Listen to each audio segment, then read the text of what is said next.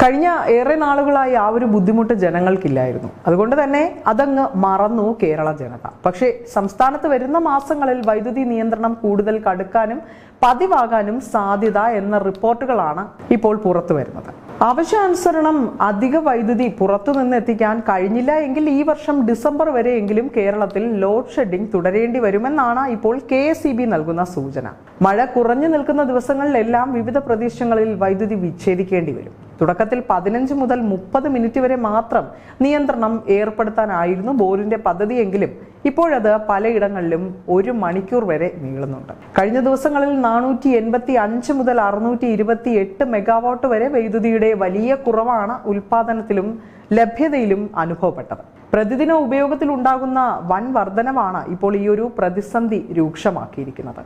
മഴ മാറി നിൽക്കുന്നതോടെ സംസ്ഥാനത്തിന്റെ വിവിധ ഭാഗങ്ങളിൽ ചൂട് 4 മുതൽ 5 ഡിഗ്രി സെൽഷ്യസ് വരെ ഉയർന്നിട്ടുണ്ട്.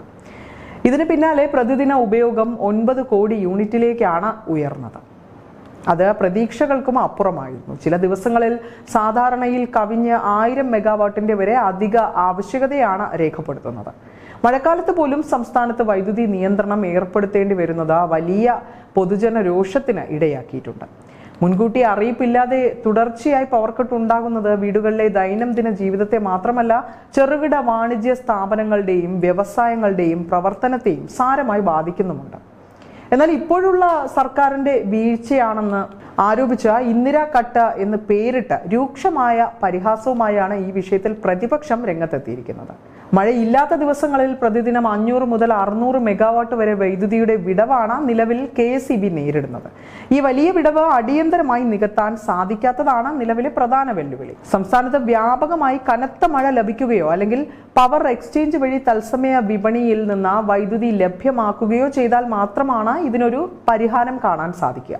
അതേസമയം നിലവിലെ രൂക്ഷമായ പ്രതിസന്ധിക്ക് താൽക്കാലിക അയവ് വരുത്തുന്നതിനായി 200 മെഗാവാട്ട് വൈദ്യുതി അധികമായി വാങ്ങാൻ KSEB അടിയന്തര നടപടികളും ആരംഭിച്ചു കഴിഞ്ഞു.